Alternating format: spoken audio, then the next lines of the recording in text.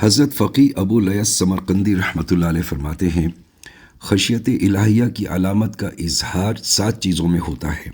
Number 1 زبان، number 2 پیٹ، number 3 آنکھ، number 4 ہاتھ، نمبر 5 پاؤں، نمبر 6 دل اور نمبر 7 اطاعت۔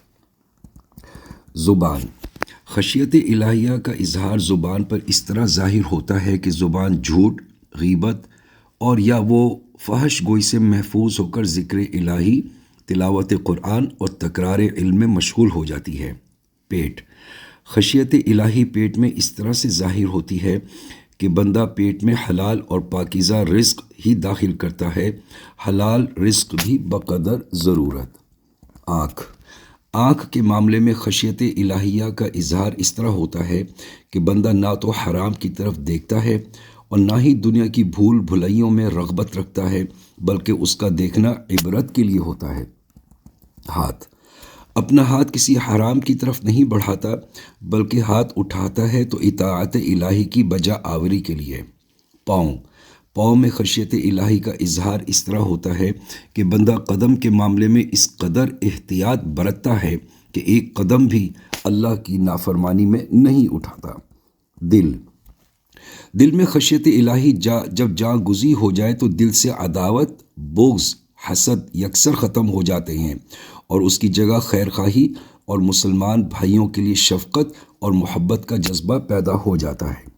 اطاعت، اطاعت کے معاملے میں خشیت الہیہ کا اظہار اس طرح ہوتا ہے کہ بندہ منافقت اور ریاکاری سے اس حد تک ڈرتا ہے اور کوشش کرتا ہے کہ اس کا ہر عمل رضائے الہی کے لیے ہو، اور جب معاملہ یوں ہو جائے تو پھر بندے کا شمار ان لوگوں میں ہو جاتا ہے جن کے بارے میں اللہ پاک ارشاد فرماتے ہیں، وَالْآخِرَةُ عِنْدَ رَبِّكَ لِلْمُتَّقِينَ، سورہ زخرف آیت نمبر 35۔ ترجمہ اور مفہوم، اور آخرت آپ کے رب کے نزدیک پرہیزگاروں کے لیے ہے۔ اِنَّ لِلْمُتَّقِينَ مَفَازًا، سورہ انبیاء آیت نمبر 31۔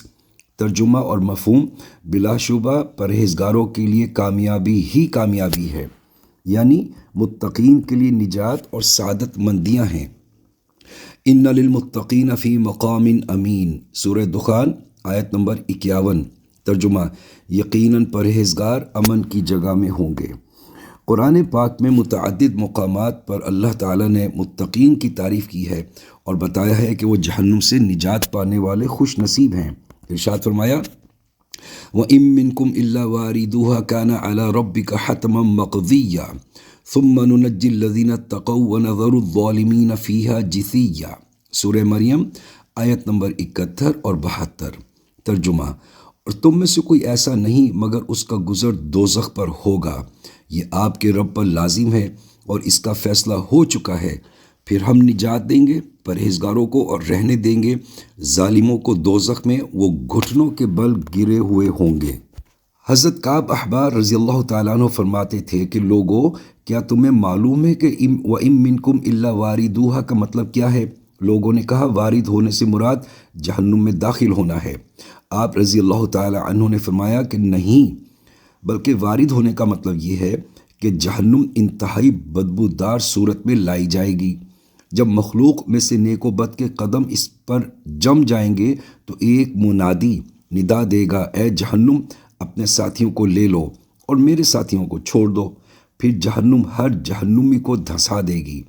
جہنم اپنے ہر ساتھی کو اس سے بھی کہیں زیادہ جانتی ہے جتنا ایک والد اپنی اولاد کو جانتا ہے، جبکہ صاحبان ایمان کپڑے تر ہونے کی دیر میں نجات پا جائیں گے۔